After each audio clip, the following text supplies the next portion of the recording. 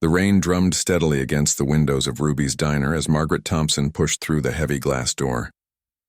The familiar chime above announced her arrival, but tonight the sound felt different somehow. Lonelier.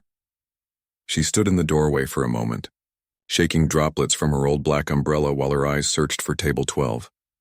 There it was, tucked in the corner by the window, just like always. The red vinyl booth where she and Harold had shared countless Tuesday dinners over the past 15 years. Margaret's chest tightened as she saw the empty seat across from where she would sit. 3 weeks had passed since Harold's heart attack, and this was her first time coming back to their special place.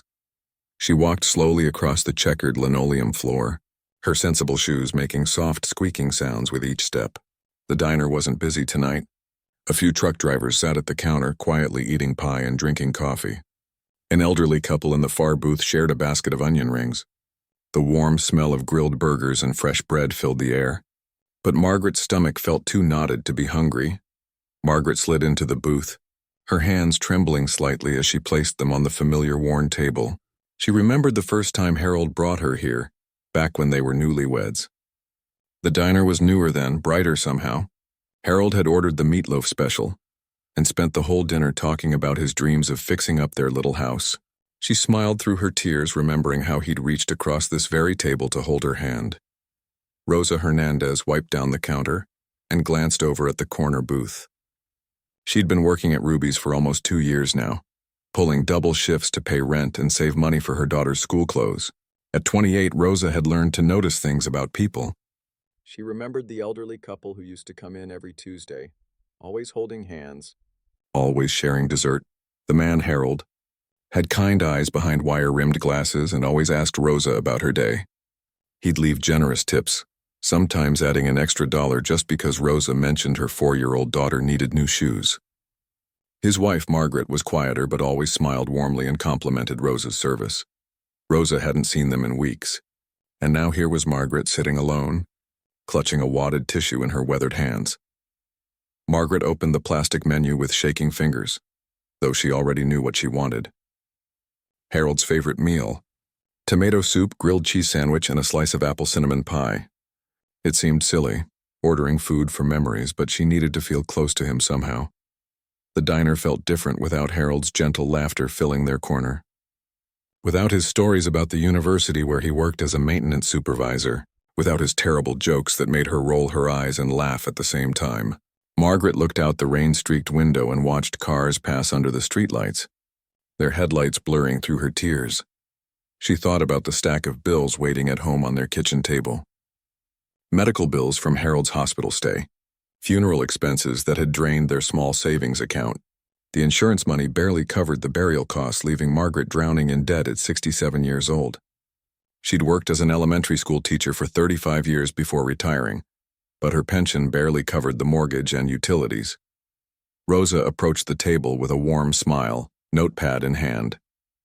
She'd served hundreds of customers, but something about Margaret's quiet sadness made her heart ache. The older woman's eyes were red-rimmed, and she kept looking at the empty seat across from her. "Good evening, Mrs. Thompson," Rosa said gently. "How are you doing tonight?" Margaret looked up, surprised that the young waitress remembered her name. "Oh, hello, dear. I'm managing, thank you." Her voice was soft and shaky. Rosa noticed how Margaret's hands trembled as she closed the menu. "What can I get for you tonight?" "I'll have the tomato soup and grilled cheese sandwich, please, and—" Margaret paused, her voice catching. "And a slice of apple cinnamon pie." Rosa wrote down the order, remembering how Harold used to get excited about that particular pie. "That's Harold's favorite," she said without thinking, then immediately regretted mentioning him. Margaret's eyes filled with fresh tears, but she managed a small smile. Yes, it was. He always said Ruby made the best apple pie in the county. After Rosa left to place the order, Margaret sat alone with her thoughts. The booth felt enormous without Harold's presence. She remembered their last dinner here just a month ago. Harold had been complaining about a pain in his chest, but he'd brushed it off as heartburn from eating too fast. If only she'd insisted he see a doctor that night. If only she'd recognized the warning signs. The soup arrived steaming hot, accompanied by a perfectly golden grilled cheese sandwich. Margaret tried to eat, but each spoonful felt like swallowing sadness. She could almost hear Harold's voice telling her about his day, about the broken heating system in the science building, or the new batch of college freshmen who didn't know how to do their own laundry. Rosa checked on her other tables but kept glancing toward the corner booth. She noticed Margaret had barely touched her food and seemed to be talking quietly to the empty air across from her. Rosa's own father had passed away when she was 12, and she recognized the deep loneliness that comes with losing someone who was your whole world. When Margaret finished about half her soup, she reached into her worn leather purse and began counting money. Rosa watched from behind the counter as Margaret spread crumpled dollar bills and loose change across the table. The older woman counted twice, then again, her fingers moving slowly through the small pile of money. Margaret's heart sank as she realized she was 50 cents short of the bill. The soup and sandwich cost $8, the pie was $4.50. She had $12 in bills and scattered coins, but she needed $12.50. Embarrassed, she looked around to make sure no one was watching, then slowly pushed the untouched slice of pie toward the edge of the table. Rosa had been watching from across the diner, and something about the defeated slump of Margaret's shoulders broke her heart completely. She thought about her own struggles, working 2 jobs to keep food on the table for her daughter.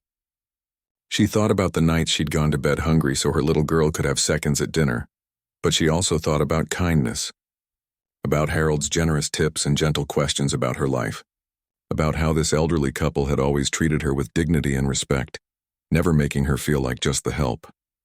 Rosa made a decision that surprised even herself.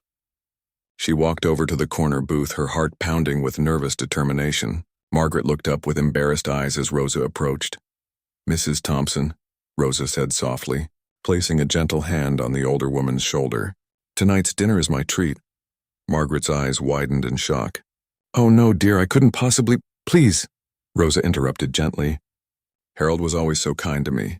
He'd ask about my daughter and leave such generous tips. This is the least I can do." She paused, her own eyes growing misty. "Besides, I know he'd want you to enjoy that pie." The simple act of kindness broke something open in Margaret's chest, and tears began flowing freely down her cheeks. But these weren't tears of sadness alone. They were mixed with gratitude and surprise that such goodness still existed in the world. Rosa walked to the register and paid the $12.50 from her own tip money she'd been saving for her daughter's winter coat, but seeing Margaret's grateful tears made every penny worth it. As Margaret gathered her things to leave, she reached across the table and squeezed Rosa's hand tightly. "You're an angel, dear," she whispered. "God bless you and your little girl." Walking out into the rain, Margaret felt something she hadn't experienced in weeks. Hope. Not just because of the free meal, but because someone had seen her pain and responded with love. She had no way of knowing that this single act of kindness would set in motion a chain of events that would change both their lives forever. Rosa watched from behind the counter as Margaret counted her money for the 3rd time. The older woman's fingers moved slowly through the crumpled bills and scattered coins, her face growing more worried with each recount. Rosa had been waiting tables long enough to recognize the look of someone coming up short, and her heart ached seeing it on Margaret's face. The dinner rush was winding down, leaving only a handful of customers scattered throughout Ruby's diner. 2 truck drivers sat at the counter, absorbed in conversation about road conditions. A young couple shared a milkshake in booth 5, completely lost in each other's eyes. The familiar sounds of the grill sizzling and coffee brewing created a comfortable background hum, but Rosa's attention was focused entirely on the elderly woman in the corner booth. Rosa dried her hands on her apron and glanced at the clock on the wall. It was almost 9, and she'd been on her feet for 10 hours straight. Her lower back ached, and her feet felt swollen inside her worn sneakers.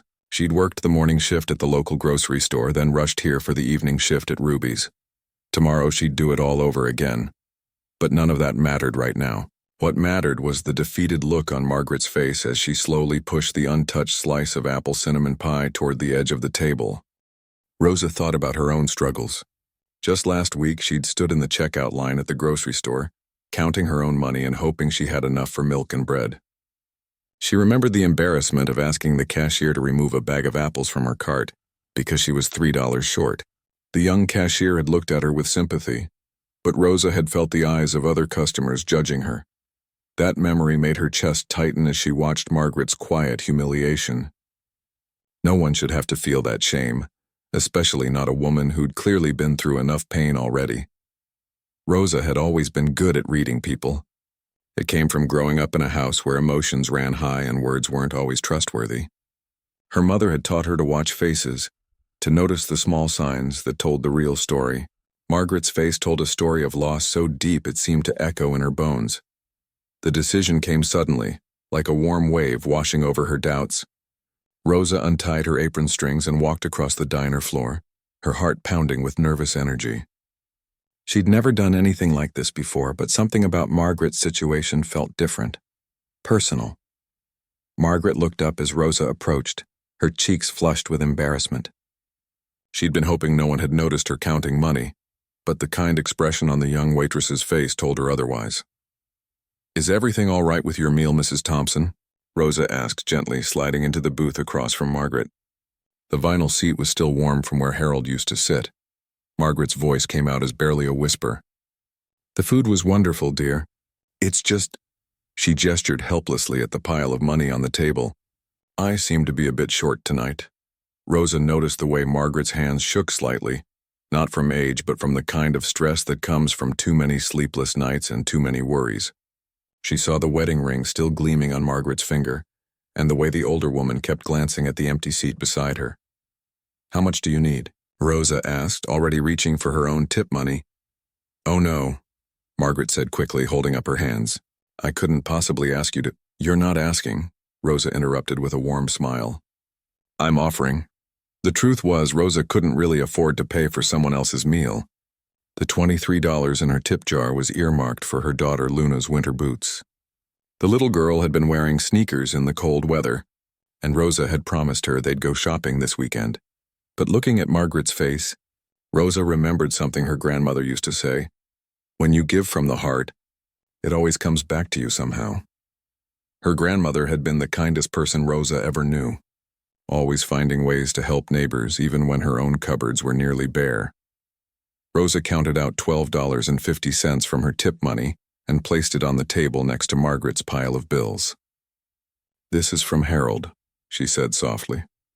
Margaret's eyes filled with tears at the mention of her husband's name. "What do you mean, dear?"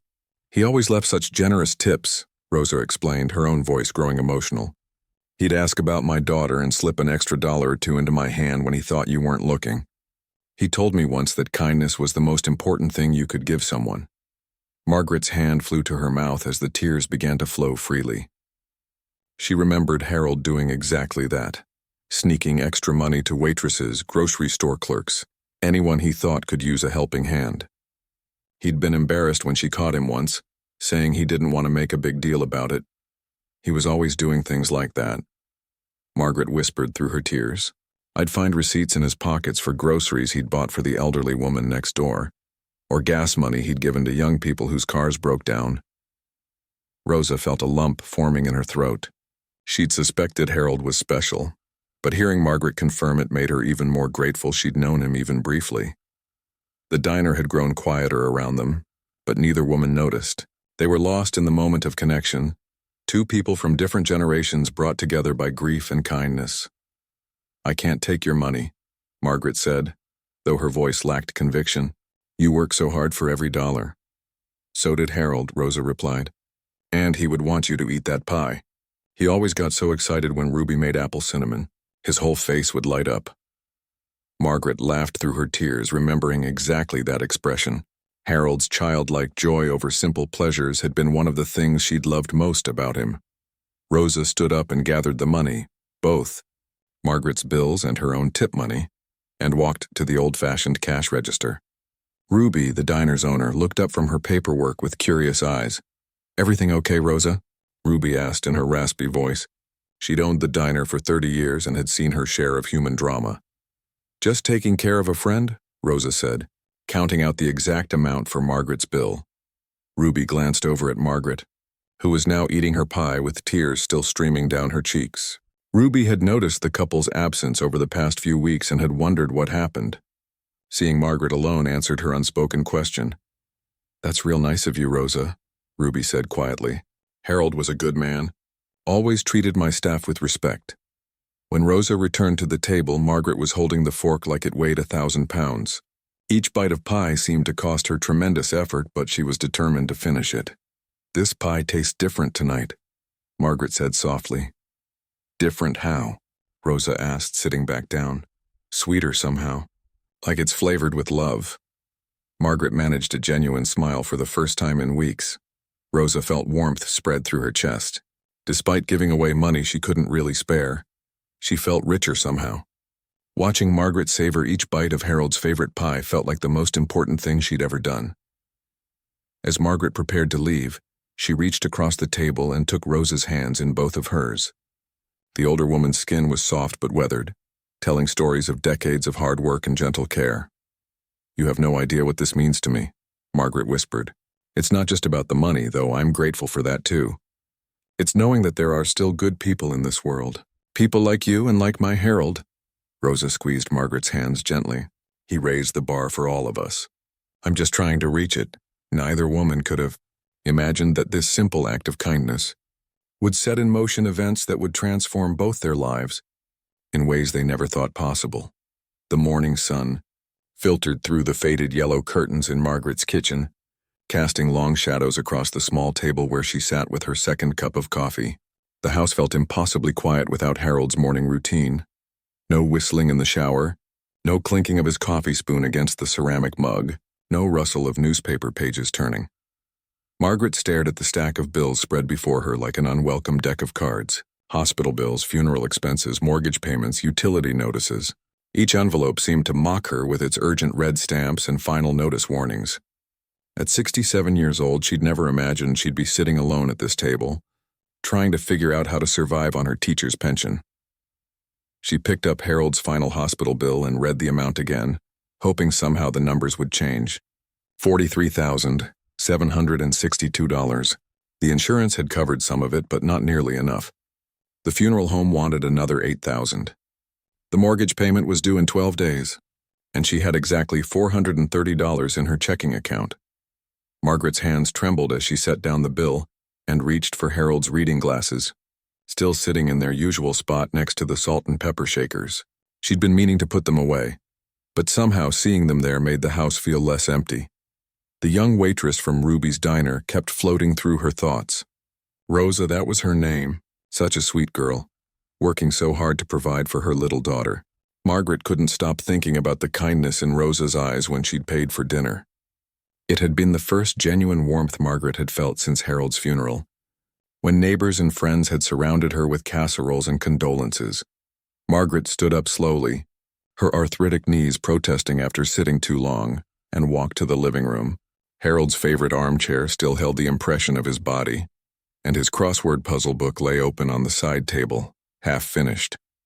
She'd been unable to move any of his things, as if changing anything would make his absence more permanent. She settled into her own chair and let her mind wander back to happier times. She remembered the day she'd first met Harold 44 years ago at the county fair. She'd been 24 years old, a brand new first-grade teacher excited about starting her career. Harold was 26, working for the university's maintenance department and saving every penny to buy a little house. He'd been standing in line behind her at the cotton candy stand, wearing a blue plaid shirt and work boots, his hair still damp from washing up after his shift.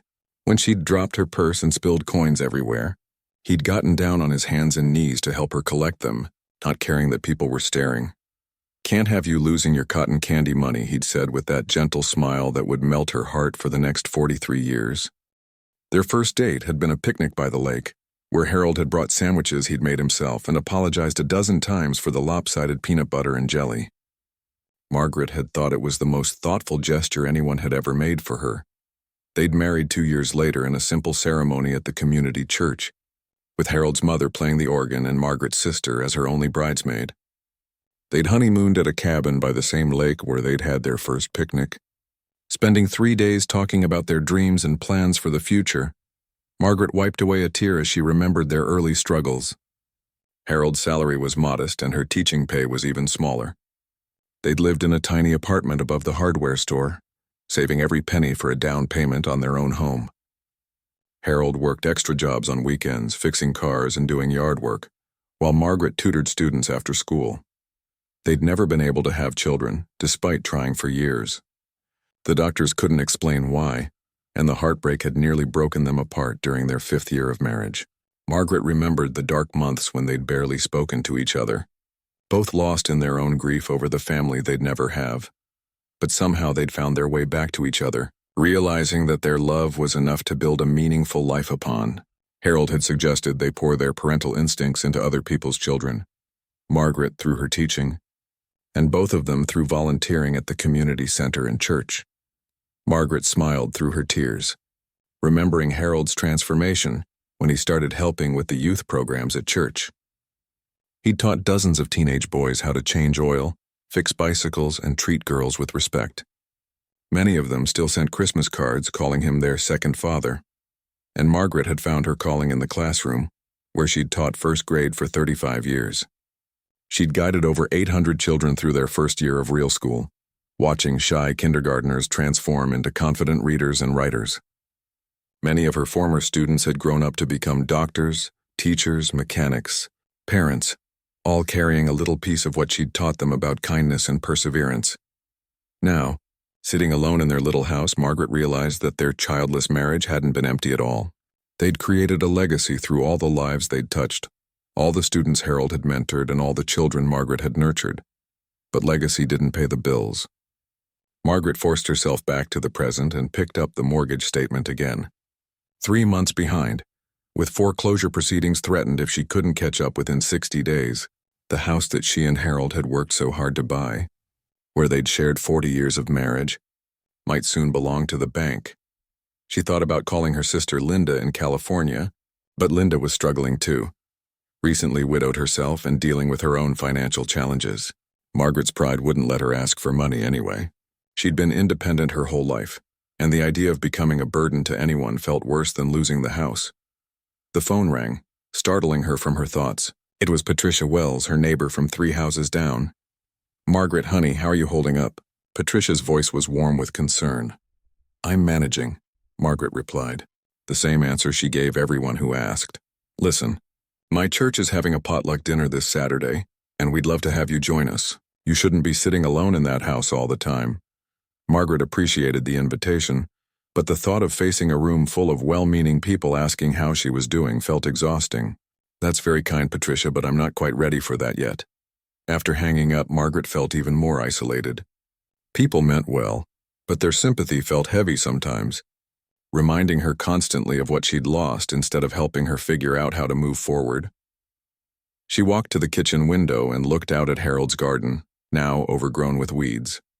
He'd spent every spring morning out there, tending his tomatoes and peppers, humming old songs while he worked. The garden looked abandoned now, like everything else in their life together. But as she stood there, Margaret found herself thinking again about Rosa's act of kindness. There had been something different about the young woman's gesture, not pity or obligation, but genuine care. Rosa had looked at her with understanding, as if she truly saw Margaret's pain and wanted to ease it, even in a small way. That night at the diner had been the first time since Harold's death that Margaret had felt truly seen and valued as a person, not just as an object of sympathy.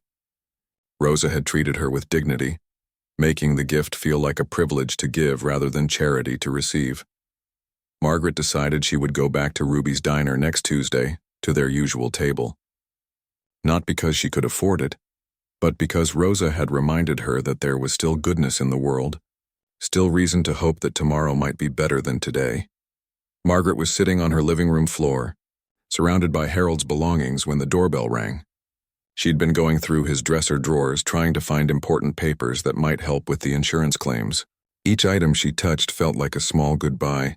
His favorite blue sweater that still smelled like his aftershave, the pocket watch his father had given him, ticket stubs from their last movie together. The doorbell rang again, more insistent this time. Margaret glanced at the old wooden clock on the mantelpiece. 3:30 on a Thursday afternoon. She wasn't expecting anyone, and most of her neighbors knew to call first. Her stomach immediately clenched with worry. In her experience, unexpected visitors usually brought bad news. She pushed herself up from the floor, her knees protesting after sitting in an awkward position for too long. Through the front window's sheer curtains, she could see the silhouette of a tall man in a dark suit standing on her porch. He carried a leather briefcase and kept checking his watch, looking official and serious. Margaret's heart began racing. Was this about Harold's medical bills? Had the hospital sent a collection agent? Or worse, was someone from the bank here to start foreclosure proceedings? She'd been dreading this moment for weeks, knowing that eventually her financial problems would catch up with her. She smoothed down her hair and straightened her cardigan before opening the door, keeping the chain lock attached. "Yes, can I help you?" The man looked to be in his early 50s with graying temples and kind brown eyes behind wire-rimmed glasses. His suit was expensive but not flashy, and he held his briefcase with both hands almost protectively. "Mrs. Margaret Thompson?" His voice was gentle, not at all what she'd expected from a debt collector. "Yes, that's me." Margaret's voice came out smaller than she'd intended. "My name is David Peterson. I'm an attorney with Peterson and Associates law firm in the city." He reached into his jacket pocket and pulled out a business card, sliding it through the gap in the door. "I apologize for showing up unannounced, but I've been trying to locate you for several weeks now." Margaret's hands shook as she took the card. The fear in her chest grew stronger. Lawyers meant trouble, especially for someone in her financial situation. "What is this about? I haven't done anything wrong." David Peterson's expression softened, and he seemed to sense her fear. "Mrs. Thompson, please don't worry. You're not in any trouble. I'm here about the estate of one of your former students, a young lady named Victoria Chen." Margaret's eyebrows furrowed in confusion. The name was vaguely familiar, but she'd taught thousands of children over her 35-year career. "Victoria Chen? I'm sorry, but I don't immediately remember. She would have been in your first grade class about 40 years ago in 1985. A small girl, very quiet, often came to school hungry." Margaret felt a flutter of recognition, but she still wasn't sure.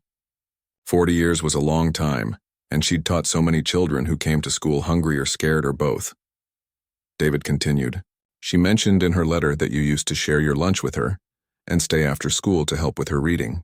She said you once brought her a winter coat because you noticed she didn't have one." Suddenly, the memory hit Margaret like a warm wave. Little Vicky Chen, a tiny girl with enormous dark eyes and clothes that never quite fit properly. She'd been one of the shyest students Margaret had ever taught, barely speaking above a whisper for the first 3 months of school. Margaret remembered now. Vicky's parents worked multiple jobs and often forgot to pack her lunch. The little girl would sit at her desk during lunchtime, pretending to read while other children ate. Margaret had started accidentally packing extra sandwiches, casually offering half to Vicky as if she couldn't finish it herself. "Oh my goodness," Margaret whispered, her hand flying to her heart. Little Vicky, she was such a sweet child but so sad. I always worried about her. Margaret unlatched the chain and opened the door wider. "Please come in. How is she? Is she all right?" David Peterson's expression grew somber as he stepped into Margaret's living room. He looked around at the modest but tidy space, taking in the family photos and Harold's reading chair, still positioned exactly as he'd left it. "Mrs. Thompson, I'm afraid I have some difficult news. Victoria passed away 6 months ago from cancer. She was only 46 years old." Margaret sank into her chair, the news hitting her harder than she'd expected. She'd always wondered what had happened to her former students, especially the ones like Vicky who'd seemed to need extra care and attention. "She was so young," Margaret said softly, tears forming in her eyes. Was she happy? Did she have a good life?" David's expression brightened slightly. "Yes, Mrs. Thompson, she had a very good life. Victoria became quite successful, actually. She started a small technology company in her 20s and built it into a major corporation. She never married or had children, but she was deeply involved in charitable work, particularly programs that help underprivileged children." Margaret felt a mixture of pride and sadness wash over her. She remembered Vicky's quick mind and gentle nature, how the little girl would light up when she finally understood a difficult concept. "She never forgot you." "Mrs. Thompson," David continued, settling into Harold's chair with careful reverence. "Victoria kept in touch with the school for years, always asking about you. She knew when you retired, and she'd been trying to work up the courage to contact you directly. Why didn't she?" Margaret asked, genuinely curious. David smiled sadly. "She was afraid you wouldn't remember her. She said she was just one of hundreds of students, and she didn't want to bother you with memories of a sad little girl who needed so much help." Margaret's heart ached at those words. She wasn't a bother. None of my students ever were. They were the joy of my life. She paused, wiping away a tear. But why are you here? What does this have to do with her estate? David opened his briefcase and pulled out a thick manila folder. Victoria left very specific instructions in her will. She spent years tracking down information about you, learning about your retirement, your marriage to Harold, even Harold's recent passing. She was very thorough. Margaret's confusion deepened. I still don't understand. She left you something, Mrs. Thompson, something significant. David's voice grew warm with emotion. Victoria never forgot the kindness you showed her during the most difficult period of her childhood. She credited you with changing the entire trajectory of her life. Margaret shook her head in disbelief. But I didn't do anything special. I just treated her with the same care I gave all my students. That's exactly what made it special, David replied. Victoria wrote extensively about how you made her feel worthy of love and attention when no one else seemed to notice her. She said you taught her that education was her way out of poverty, and that kindness was the most important lesson she ever learned. David pulled out a sealed envelope from the folder. Margaret's name written across the front in elegant handwriting. This is a personal letter from Victoria to you. She wrote it just a month before she passed away when she knew her time was limited. Margaret's hands trembled as she accepted the envelope. The paper felt expensive, and she could see the weight of emotion in every carefully formed letter of her name. What else is in that folder? Margaret asked, her voice barely above a whisper. David Peterson smiled, and for the first time since entering her home, he looked genuinely happy. Mrs. Thompson, what I'm about to tell you is going to change your life completely. Victoria didn't just remember you fondly.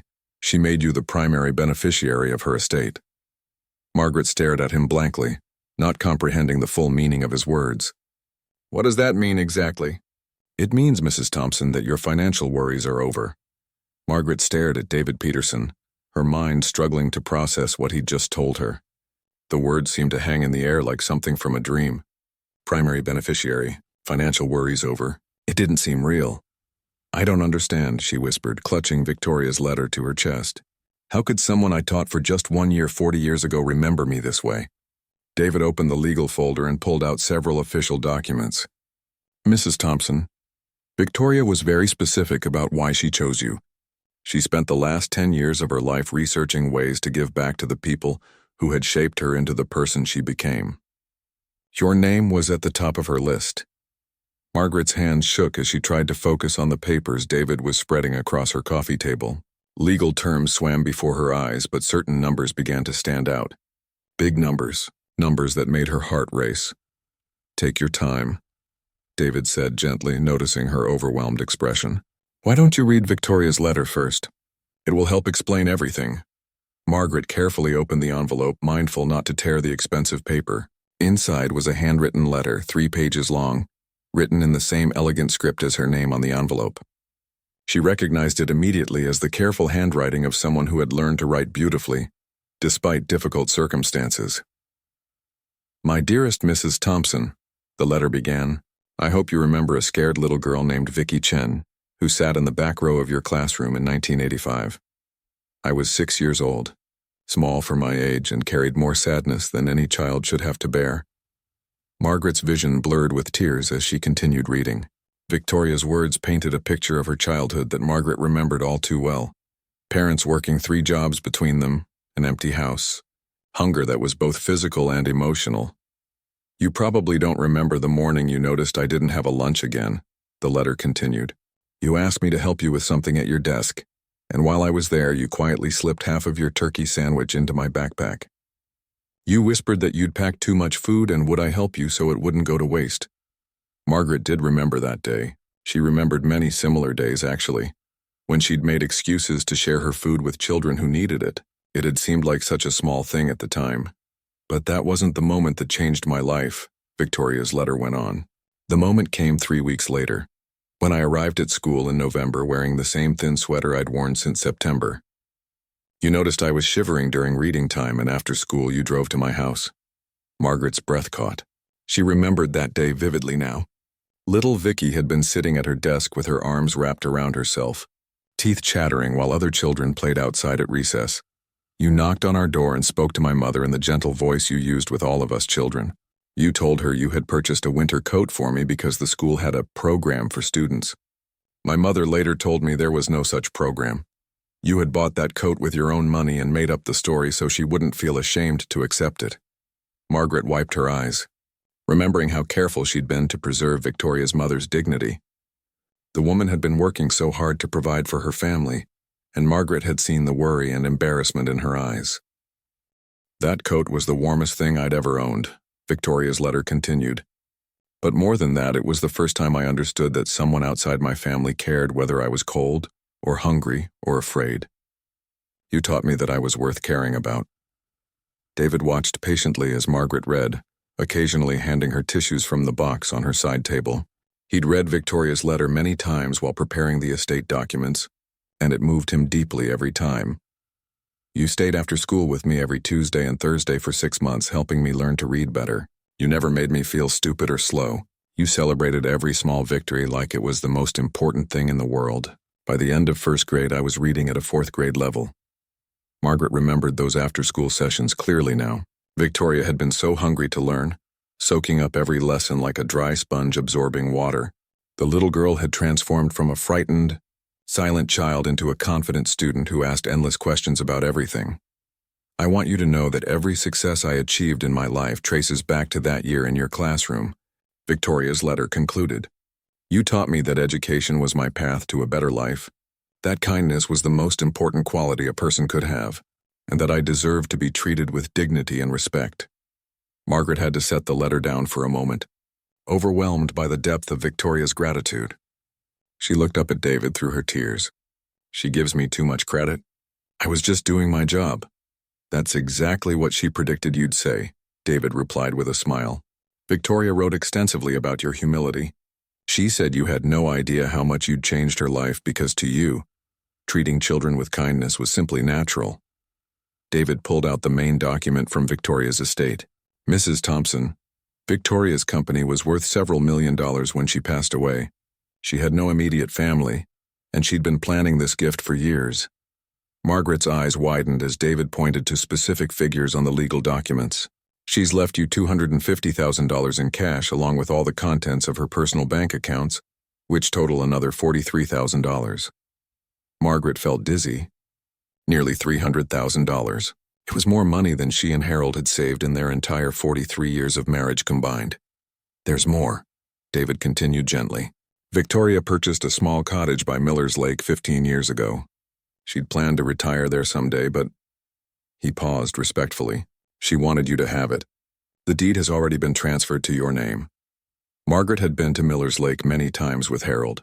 It was where they'd had their first date, where they'd honeymooned, where they'd gone to think and dream throughout their marriage. The idea of owning a cottage there felt like a gift from both Victoria and Harold simultaneously. The property is paid off completely, David explained. No mortgage, no liens. It's yours free and clear, along with all the furniture and belongings Victoria had there.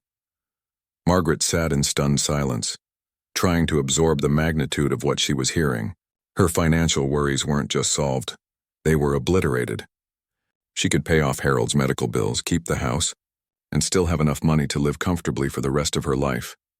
But as the initial shock began to wear off, Margaret's thoughts turned not to what she could buy, or how comfortable her life would now be.